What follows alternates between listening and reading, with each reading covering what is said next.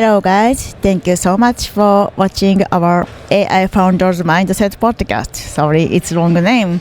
Anyway, today's episode, interview with Deepak, part 1. He talked about how he established his startup. He talked about also hiring and team building.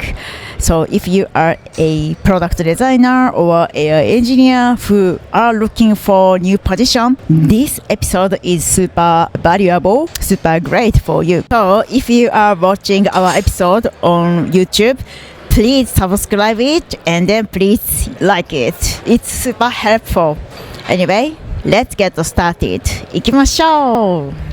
I was so impressed about your kind of leadership and also criteria. How do you want to find new teammate, right? Personality first, I think. Absolutely, right? Is this small boat which have to turn around based on maybe a bad weather, bad wave time. So what you really want to bring in is an aspiring entrepreneur as a team member if you can, right? You don't need somebody who's looking for 9 to 5 work-life balance because that's startup is not for that. You want to bring in a person who is passionate about the risk and reward. Startup is high risk, high reward if it goes the right way. If it's not, you take the learning. That is something yours to keep and we repeat. So for us, the first and important thing is the person self-driven? Or do we have to instruct every day what to do? Is the person understands truly, aspiring to be an expert or passionate about the domain or the technology or the problem space you are working for? Because if that is not there, it's not going to work. Hi Deepak, thank you so much for attending our podcast today. So please imagine there are many audience. Could you please share about your story, Deepak? What do you do in Silicon Valley? Sure. I started my career as a software engineer. Now I'm a founder and CTO of DwellFi. We at DwellFi are changing the fund administration industry and trying to bring AI, blockchain into that industry and see how we can transform them to the world of asset tokenization. Roughly we fall in that category. I would say we fall in that industry where we'd say we serve fintech industry. Yes, and is this B2B or B2C?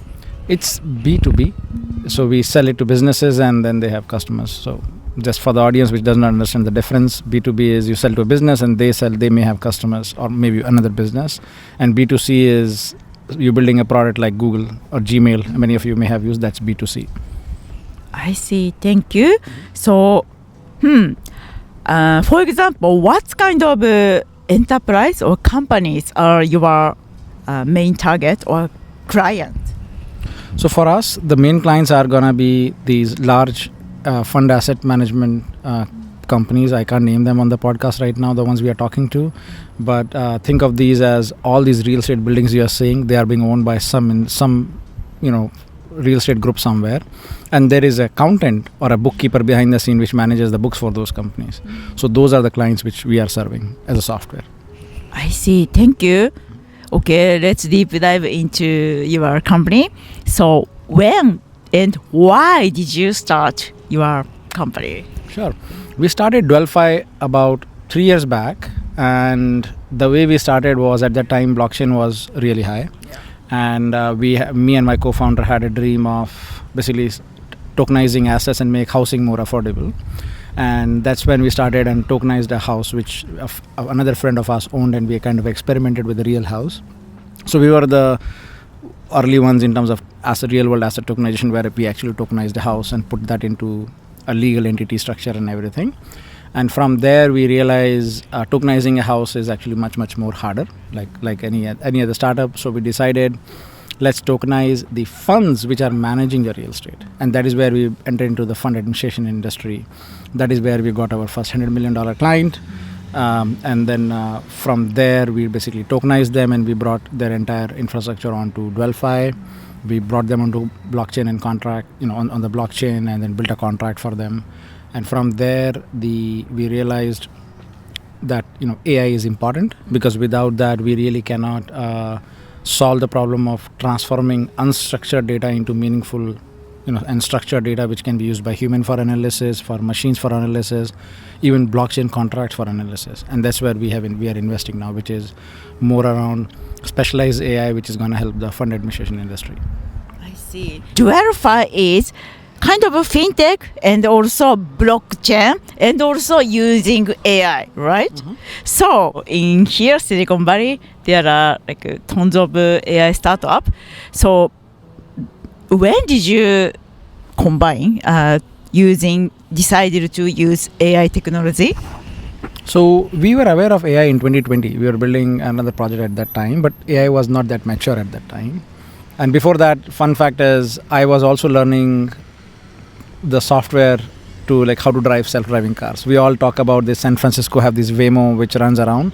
So in 2016-17 is when I signed up for the course. We kind of finished it, but then got distracted with life and whatnot. So we have been following AI for very closely, but it was not to a point what happened last year, which is when it took the world by the storm, and then there was a real application of what large language models can do. And that is when we also realized to a point that now it's time that the world is ready, and it makes sense for us to also invest in AI technology in a way that we can build valuable solutions for customers. It's not about some fancy, shiny car. It's about on daily like what we all do on daily basis. How can we basically bring AI and automate some of that? So in our industry, there is a lot of manual data where you have maybe a bank statement and you're reading the content of the statement and moving into some sort of a chartered accountant software and stuff like that. So that's all manual typing. So you're reading something and then you're writing something. But with AI, that can be done with a snap of a finger, probably at much more accuracy, and your employee is going to be happy. So that is what we are working with our customers to see, what helps them the most, and then we go and, implement workflows and solutions for them. I see. Thank you. It's amazing. So before COVID, you guys already learning, study about AI. I see. Okay. And then, so did you join any accelerator? So we did apply for some of the accelerators, and we got selected in the Stanford Blockchain Accelerator last year. So we were part of one of their cohorts. And I would say accelerators are great if you are trying to penetrate an industry which you otherwise may not have understanding, because that gives you a much more larger and a wider perspective and a whole support ecosystem. So absolutely, would recommend people to join accelerator where they can. Thank you so much. And as a kind of unique product you guys have, it's super different than other blockchain company or fintech company. So what was the biggest challenge in these 3 years? You are on the cutting edge of the what we all call technology. So most of the time, the early founders end up with a solution or an idea which is ahead of its time. It's like building an iPhone in 1950 or 20s. There's no battery technology, so what are you going to do with it? So that has been the challenge, that how do we build the product which arrives on time and the world is ready for it. So that has been our challenge. That's why, when we originally started DwellFi, we wanted to tokenize houses, but the world is not ready. It's not going to be ready for unless maybe another 10 years. The regulations have to catch up, the law have to catch up, people mindset have to change. There's a lot of bias around what blockchain is and whatnot. So the world is not ready. From there, we realized where the value is. So we pivoted from that. So pivoting is the nature of startups. You start with a problem, you learn, but then you see maybe there is no viable business model. So you move to a place within the same technology space to something which is more viable, where you can make money. At the end of the day, startups are about making money. Or in general, any other business, if you think about it, right? So you have to make sure that the technology you are implementing, services you are offering, have to be done in a way that somebody is willing to pay. It's not a college research project. So that has been always a challenge, that how do we basically stay true to business values while still being, at the cutting edge of the technology. Amazing. So you mentioned the pivot. So pivoting is, I think it's not easy as a founder or a team. Hey, we already built this product, but do we have to pivot? Yeah, kind of hard decision. So including your team experience, and also I think you have co-founder friends. How people can do you have some story about people? Yeah, absolutely. So pivoting is like you're sitting in a bus where somebody is driving, and the driver can be good or bad. A good driver could translate into a good leader, which is they know, they anticipate when they want to turn, they slow down the bus and turn around. A much more random would be is the person person sitting on the left is on the right side because he turned the bus So when a business wants to pivot, one of the important thing to understand is you have to understand your team member. You have to make sure they are part of the decision making, or at least are walking in the shoes in which you took the decision.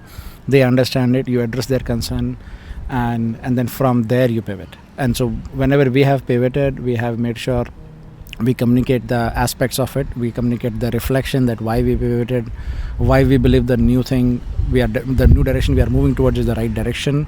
What are the checkpoints we are going to review again in case we are not in the right direction. So you have to make sure there are safety checks, and then just listen to the team members, because they are also part of building the company. They are not your employees, they are company owners, is how we see it.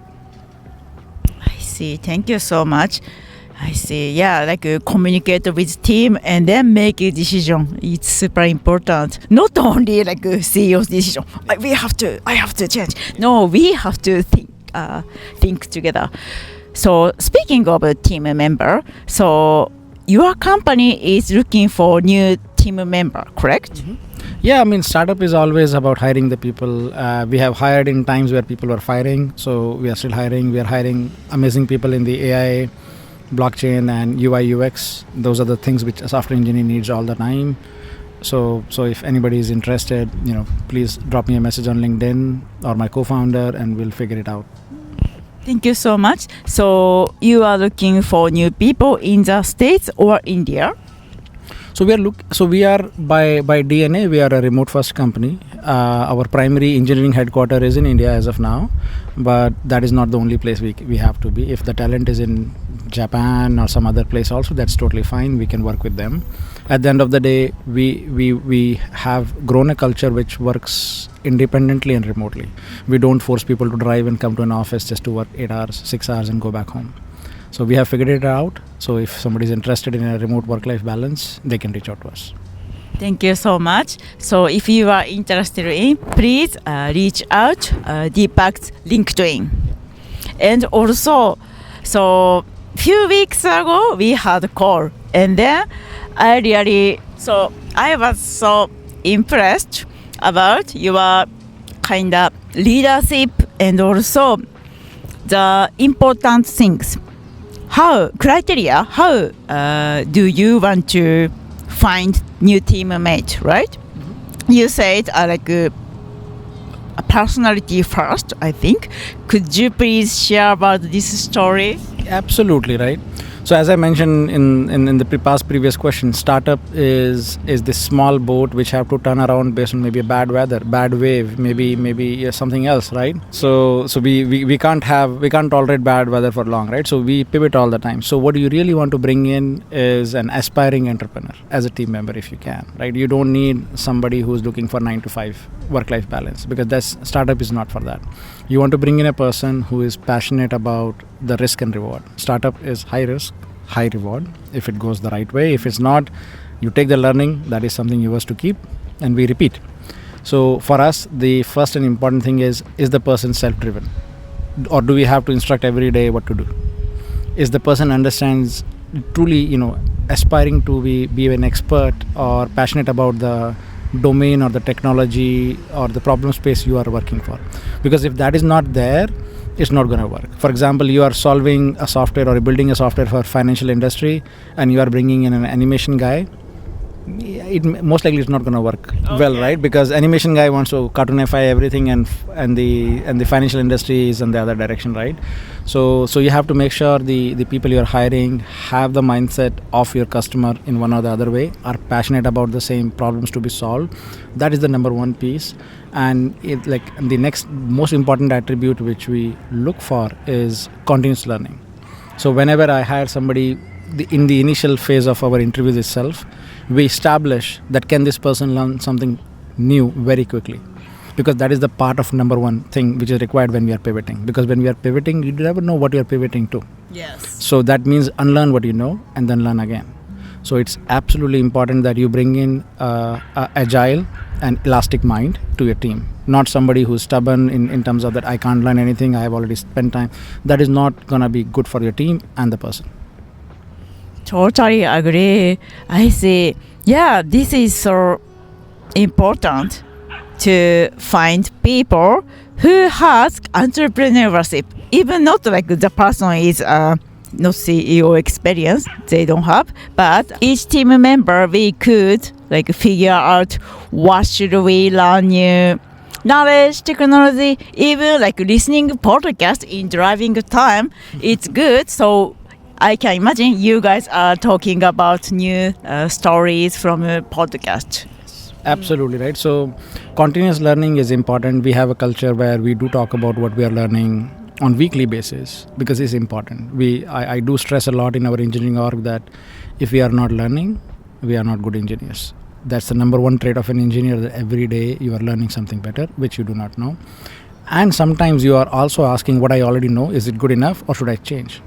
Because with the world of AI which is coming ahead of us, we all need to ask what we know, is that the fast and the best way to do what we used to do? Maybe there is a better way to write emails. Maybe there is a better way to automate the whole code which somebody's writing. Maybe there is a better way in how we mentor and onboard a new engineer. So we all have to ask ourselves, what aspect of our professional and personal life can be impacted by AI, and can we, take that leap of faith earlier than it needs to be forced on us?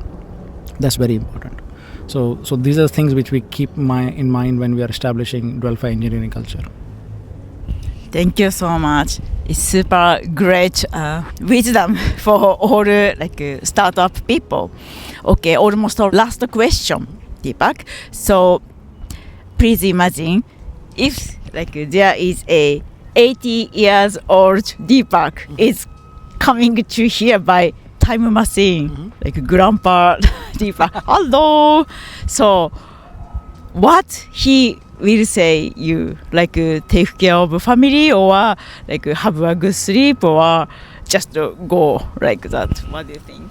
So I believe all of these advice are not wrong. Most of the time the advice which the grandpa is gonna give is gonna be the regrets on the personal front. Oh, you should spend more time with kids, family, maybe you should have joined maybe a balanced life and whatnot.